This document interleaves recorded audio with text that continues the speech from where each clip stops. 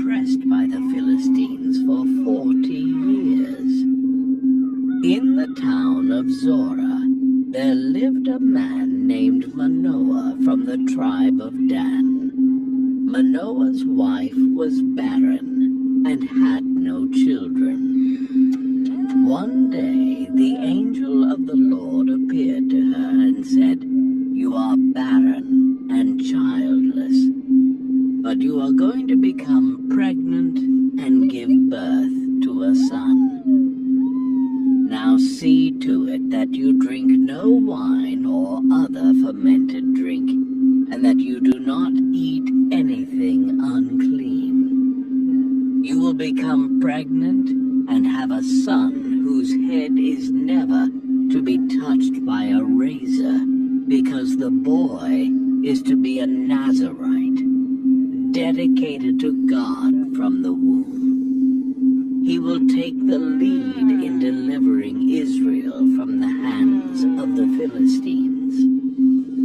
Excited and amazed, the woman ran to tell her husband about the angel's message. Manoah prayed to the Lord, asking him to send the angel again to teach them how to bring up the boy. God heard Manoah's prayer, and the angel returned. Manoah asked the angel, "When your words are fulfilled, what is to be the rule that governs the boy's life and work?" The angel reiterated the instructions. Manoah's wife must do all that he had commanded her. Soon after, Manoah's wife gave birth to a son, and they named him Samson. As Samson grew, the Lord blessed him, and the Spirit of the Lord began to stir him while he was in Mahanedan, between Zorah and Eshtaol. As a young man, Samson went down to Timnah, where he saw a Philistine woman. He returned home and told his parents, "I have seen a Philistine woman in Timnah. Now get her for me as my wife." His parents were dismayed that he wanted to marry a Philistine, asking, "Isn't there an acceptable woman among your relatives or among all our people? Must you go to the uncircumcised Philistines to get a wife?" But Samson insisted, "Get her for me. She's the right one for me." His parents did not know that this was from the Lord, who was seeking an occasion to confront the Philistines. On his way to Timnah, Samson encountered a young lion. The forest was dense, and the path narrow, when suddenly a roar pierced the air.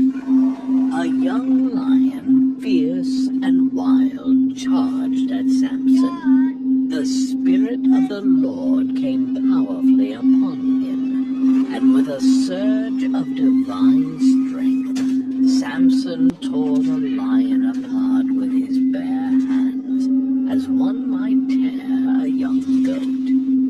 The carcass of the lion lay in pieces, a testament to Samson's incredible strength. But he told neither his father nor his mother what he had done. Later, when he returned to marry the woman, he turned aside to look at the lion's carcass. In it, he saw a swarm of bees and some honey. He scooped out the honey with his hands and ate it as he went along. When he rejoined his parents, he gave them some, and they too ate it. But he did not tell them that he had taken the honey from the lion's carcass. At the wedding feast in Timnah, Samson proposed a riddle to his 30 Philistine companions. "Let me tell you a riddle, Samson said to them. If you can give me the answer within the 7 days of the feast, I will give you 30 linen garments and 30 sets of clothes. If you can't tell me the answer, you must give me 30 linen garments and 30 sets of clothes. Tell us your riddle, they said. Let's hear it. He replied, out of the eater, something to eat. Out of the strong, something sweet. For 3 days, they could not give the answer. On the 4th day, they said to Samson's wife, coax your husband into explaining the riddle for us, or we will burn you and your father's household to death. Did you invite us here to steal our property? Then Samson's wife threw herself on him, sobbing, you hate me. You don't really love me. You've given my people a riddle, but you haven't told me the answer. I haven't even explained it to my father or mother, he replied. So why should I explain it to you? She cried the whole 7 days of the feast. So on the 7th day, he finally told her because she continued to press him. She in turn explained the riddle to her people. Before sunset on the 7th day, the men of the town said to him, what is sweeter than honey? What is stronger than a lion? Samson said to them, if you had not plowed with my heifer, you would not have solved my riddle. Then the Spirit of the Lord came powerfully upon him. He went down to Ashkelon, struck down 30 of their men, stripped them of everything, and gave their clothes to those who had explained the riddle.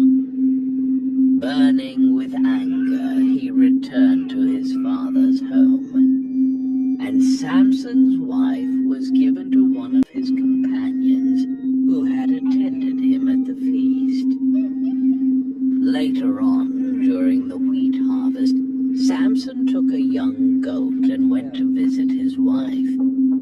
He said, I'm going to my wife's room, but her father would not let him go in. I was so sure you hated her, he said, that I gave her to your companion. Isn't her younger sister more attractive? Take her instead. Samson said to them, this time I have a right to get even with the Philistines. I will really harm them. So he went out and caught 300 foxes and tied them tail to tail in pairs. He then fastened a torch to every pair of tails, lit the torches, and let the foxes loose in the standing grain of the Philistines. Fields were ablaze. The smell of burning crops filled the air, and the cries of the Philistines echoed as their livelihood went up in flames. He burned up the shocks and standing grain together with the vineyards and olive groves. When the Philistines asked, who did this?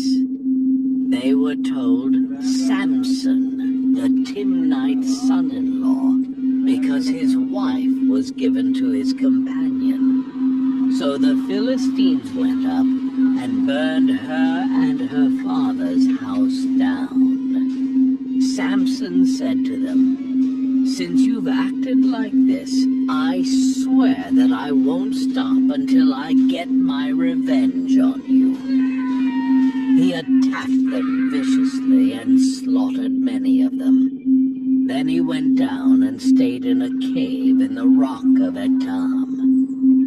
The Philistines went up and camped in Judah, spreading out near Lehi. The people of Judah asked, "Why have you come to fight us?"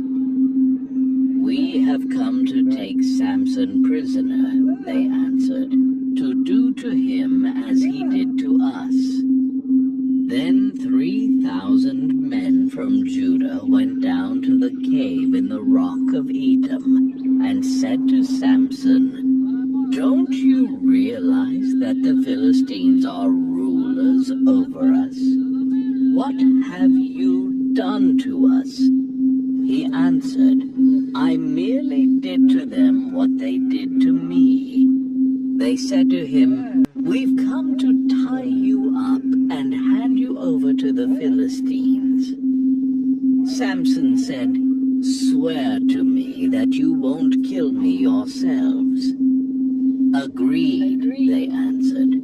"We will only tie you up and hand you over to them. We will not kill you." So they bound him with 2 new ropes and led him up from the rock. As he approached Lehi, the Philistines came toward him shouting. The Spirit of the Lord came powerfully upon him. The ropes on his arms became like charred flax, and the bindings dropped from his hands. Finding a fresh jawbone of a donkey, he grabbed it and struck down 1,000 men. The ground was littered with the fallen, Samson standing tall, bloodied but victorious, the jawbone clutched in his hand. Then Samson said, "With a donkey's jawbone I have made donkeys of them. With a donkey's jawbone I have killed 1,000 men." When he finished speaking, he threw away the jawbone, and the place was called Ramath Lehi. Because he was very thirsty, he cried out to the Lord, "You have given your servant this great victory. Must I now die of thirst and fall into the hands of the uncircumcised?" Then God opened up the hollow place in Lehi, and water came out of it. When Samson drank, his strength returned, and he revived. So the spring was called En-Hakkore, and it is still there in Lehi. One day, Samson went to Gaza, where he saw a beautiful woman. He went in to spend the night with her. The people of Gaza were told, "Samson is here." So they surrounded the place and lay in wait for him all night at the city gate. They made no move during the night, saying, "At dawn we'll kill him." But Samson lay there only until the middle of the night. Then he got up and took hold of the doors of the city gate, together with the 2 posts, and tore them loose, bar and all. He lifted them to his shoulders and carried them to the top of the hill that faces Hebron. The sheer power required to uproot and carry city gates was a display of Samson's incredible strength and defiance. Some time later, he fell in love with a woman in the valley of Sorek, whose name was Delilah. The rulers of the Philistines went to her and said, "See if you can lure him into showing you the secret of his great strength, and how we can overpower him so we may tie him up and subdue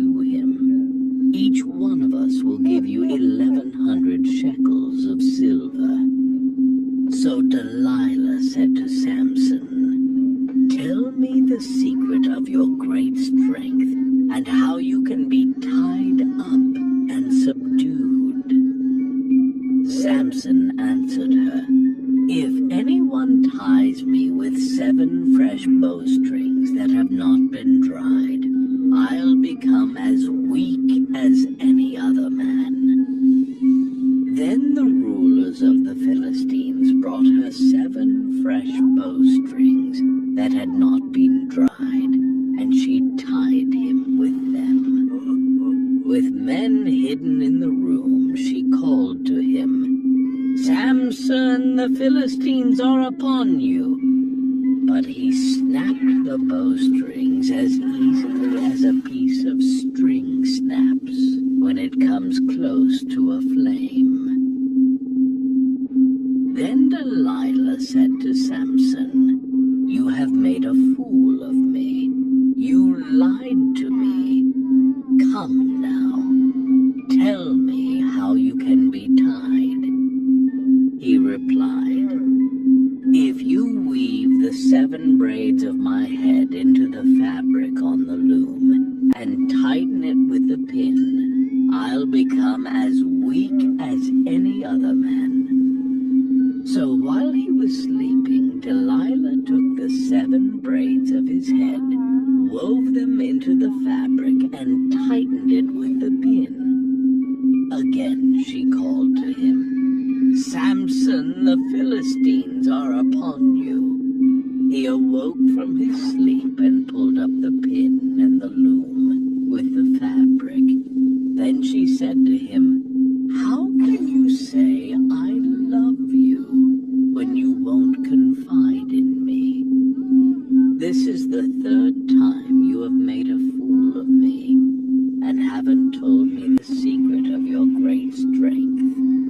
With such nagging, she prodded him day after day until he was sick to death of it. So he told her everything. "No razor has ever been used on my hair," he said, "because I have been a Nazirite dedicated to God from my mother's womb. If my head was shaved, my strength would leave me, and I would become as weak as any other man." When Delilah saw that he had told her everything, she sent word to the rulers of the Philistines, "Come back once more. He has told me everything." So the rulers of the Philistines returned with the silver in their hands. After putting him to sleep on her lap, she called for someone to shave off the 7 braids of his hair, and so began to subdue him, and his strength left him. Then she called, "Samson, the Philistines are upon you." He awoke from his sleep and thought, "I'll go out as before and shake myself free." But he did not know that the Lord had left him.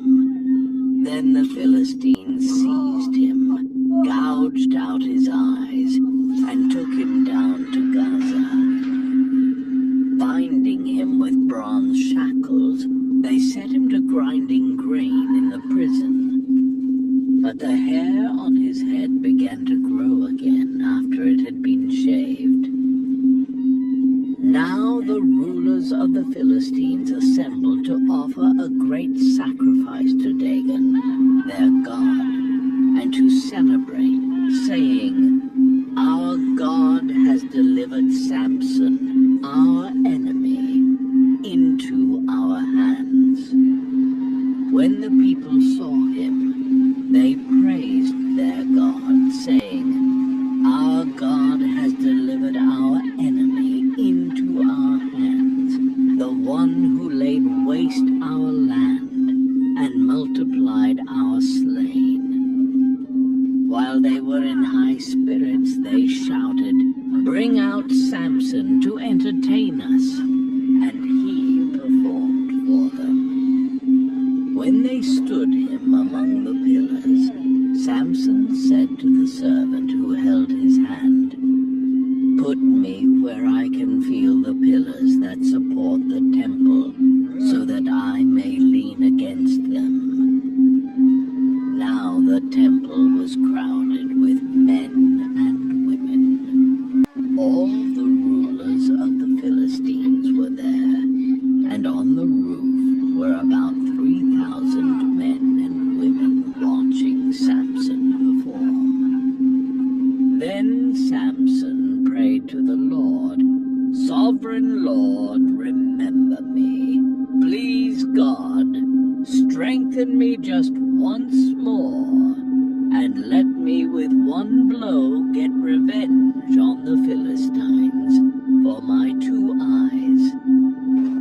Then Samson reached toward the 2 central pillars on which the temple stood, bracing himself against them, his right hand on the one and his left hand on the other. Samson said, "Let me die with the Philistines." Then he pushed with all his might, and down came the temple on the rulers and all the people in it. The ground shook, the walls crumbled, and the cries of the Philistines filled the air as the temple collapsed. Thus he killed many more when he died than while he lived. Then his brothers and his father's whole family went down to get him. They brought him back and buried him between Zorah and Eshtaol in the tomb of Manoah his father. He had led Israel 20 years. The life of Samson is a powerful reminder of how God can use even flawed individuals to accomplish his purposes. Samson's extraordinary strength was matched only by his human weaknesses. Yet, in the end, he fulfilled his divine mission. Through his life, we learn about the importance of faith, the dangers of temptation, and the ultimate sovereignty of God's will. Do you want your children and other families around the world to learn the Bible through animated movies? Then here's your chance to help make that happen. Our vision is to create full-length Bible movies that tell all the stories leading to Jesus, something mainstream media like Disney would never do. All of our content is free and available on YouTube, but ad revenue alone is not enough to support our mission. By joining our community on Patreon, we can together create these incredible films and spread the Bible stories to the next generation. In return, we offer you exclusive perks for your entire family. Thank you for being a part of this amazing mission. If you enjoyed this video, please subscribe to our channel and press the bell for notifications of our newest videos.